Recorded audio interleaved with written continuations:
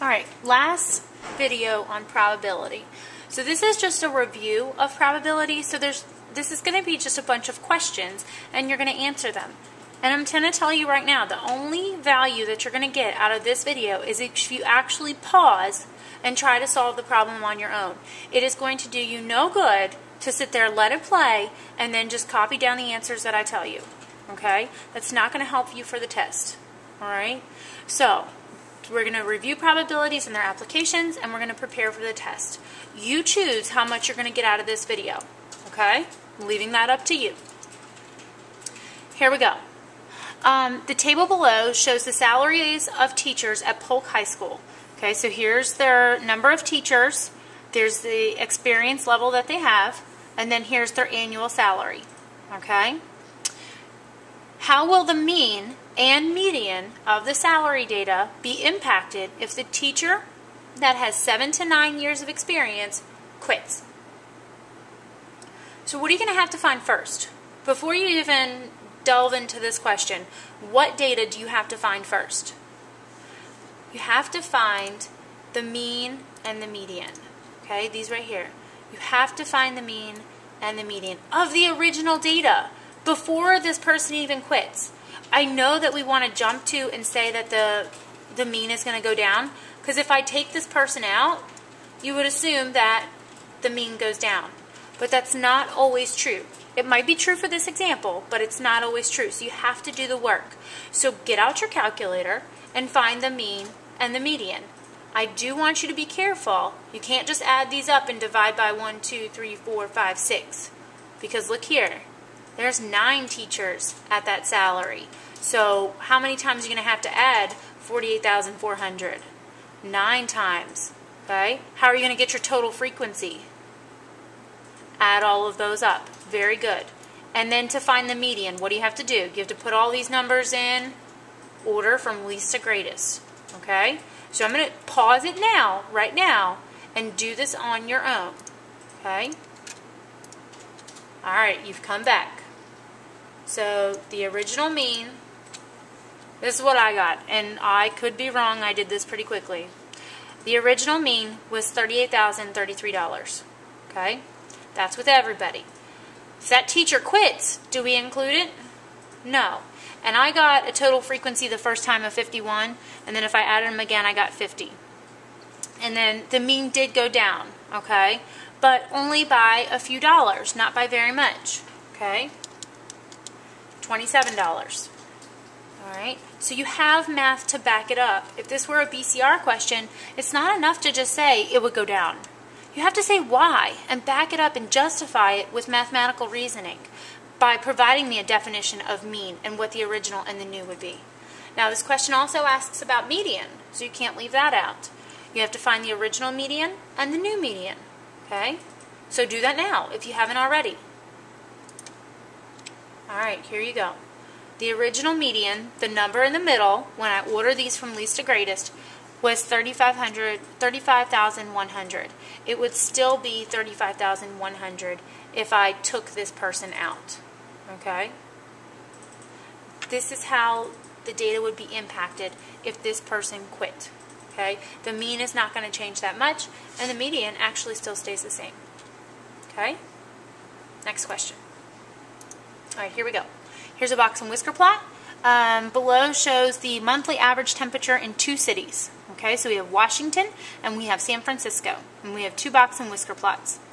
If the box plots each contain 40 days of temperatures, how many days are accounted for in each quartile? Well, this you have to remember what percentage is in each quartile. Let me zoom in so you can see that really well. Okay, let me see. Oh, there it is. Okay, that's a little bit better. Alright? Get a look at that. Now listen to me. What is each quartile worth? How much percent is each one worth? Well, if it's quarters, how many quarters are in a dollar? There's 4. So 100 divided by 4 is 25. Each one is worth 25%. So if there's 40 total days from start to finish, how much is one quartile worth? What do you have to do? Good. You have to multiply it by 0.25. So here you go. Each quartile is worth 10 days. 10 plus 10 plus 10 plus 10 gives me my total of 40. Even down here, 10 plus 10 plus 10 plus 10 gives me 40. Now, this isn't finished. The question says, describe the overall spread of the temperatures in the two cities. Okay? So look at that. Look at the spread. Look at how spread out those days are. Washington goes from 35 degrees all the way up to, I don't know, looks like 83. San Francisco, they're pretty tight. They go from like 50 to, I don't know, 67. What can you say about Washington and San Francisco's? Pause me now and write a sentence about what you can say about the spread of their temperatures, and we'll see how close we match. You can say that Washington has a larger range of temperatures than San Francisco does. You could also say that San Francisco's temperatures are more consistent. So they're probably in the, I don't know, their median is 58, so they're probably around 58 degrees all the time, okay, except on a very cold day or maybe a very hot day. Whereas Washington, you're getting a whole range of temperatures. It could be 35 degrees one day and 80 the next. I mean, look at our weather right now. It's crazy, okay? All right, next one. Take a minute, read it, see if you can figure it out. Let's see. I'll zoom in a little bit for you. Each day, the local music store completes a starting and ending inventory of all DVDs and Blu-ray discs. The matrices show the inventory for the comedies and dramas on a given day. So here's, I assume, their starting inventory, and here's their ending inventory. So which of these categories showed the largest change from the start of the day to the end of the day? So if you're looking for change, what operation are you going to do? You're going to do subtraction, okay? You got to find the difference between the starting and the ending. So run through that and see what you get. All right, you're back. You must have done it. I hope you did. Right here. The Blu-ray dramas give you the greatest change. The change from beginning to end was 36, and everybody else was less than 36. I think one of them was 22, and another one was maybe 24. Okay? Not too bad. It's not that hard. Alright, this one here. A spinner contains numbers... Oops, let me zoom out again. There you go. A spinner contains numbers 1 through 12. The spinner is equally likely to stop on any of the numbers. Okay, so it's not a trick spinner. It's going to work out perfectly. Everybody has the same amount of chance. Which of the following events could not be simulated using this spinner? The month in which a person is born, choosing a volunteer from a group of 5 students, choosing a volunteer from a group of 24 students, or whether a mother gives birth to a girl or a boy. Pause for a minute, figure out your answer.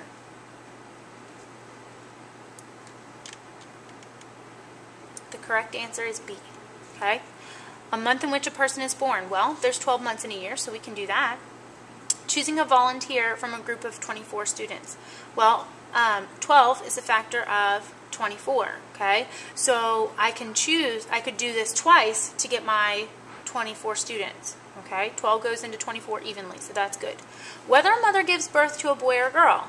Well, I could label every odd as a boy and every even as a girl, or vice versa. Because what's the probability of having a girl? You either have a girl or a boy, okay? So you got 50% to have a girl or 50% to have a boy. I could name 1 through 6 boy and 12 through 7 girl. As long as I'm splitting this in half, I can simulate whether a mother gives birth to a boy or a girl. So B would be the only one. 5 does not go into 12 evenly. 12 doesn't go into 5. Those two numbers have no relationship. Okay? So it can't be the answer. Alright, box and whisker plot. I'm going to read it to you, and then I'm going to zoom in so that you can see it really well. A box and whisker plot describes the profits of a software company in millions during the last 10 years. What is the median profit of the company? And you have options A, which is 25 million, B, 10 million, C, 15 million, D, 20 million. Alright, I'm going to zoom in so you can see that really good.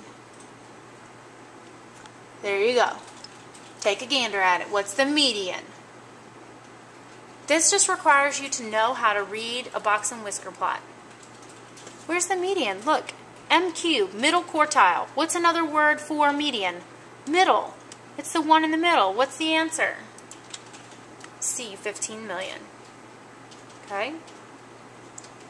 Alright, I believe this is our last one. How you doing so far? Getting a good score? I hope so, because I'm pretty sure you're probably going to have a test either tomorrow or the next day. Alright. Table shows the percentages of scores obtained by Ethan each year during his 4-year degree course. Which of the following is equivalent box and whisker plot? So you're given the data. Oh, and it says also find out the median of the scores obtained. Okay? So you're given the data and you have to figure out which box and whisker plot is going to go with this data. If you're given data, how many pieces of information do you have to have in order to create a box plot? If you're saying 5, please say 5. We've done a lot with our hand. You have to have 5 pieces of information. Which one represents the median? Okay? The middle finger. That represents the median, the one in the middle. So I would find that first. How are we going to find the median of these numbers? Yep, we got to put them in order from least to greatest. All right, let me zoom in so you can see them really well. Let's see, there's the numbers. There it goes. You can see them. There's the numbers. So find the median of those numbers. Done that here. Put them in order from least to greatest. Whoops. Pan over here and show you that. Put them in order from least to greatest. And we find the median is 78. So now we know that one of our box and whisker plots has to have a median of 78. So let me pan down so you can see all of them. Oh, give me just a second. A little bit more. There we go. Yeah, you can see those pretty good. Okay, look at those. Which one of those has a median of 78? Look, that median, MQ, he's at like, I don't know, 79. MQ, 76. MQ, 75. MQ, 78. The answer has to be A. Box plot 1 with a median of 78. Don't make it harder than it has to be, okay? Take things one at a time. If it tells you to find the median, I would find the median, all right? All right, that's it. That's all the review I've got for you, okay? So you either followed my directions and tried to do it on your own, or you just listened to me blab on for about 12 minutes about probability, okay? You decide how much you're going to study tonight.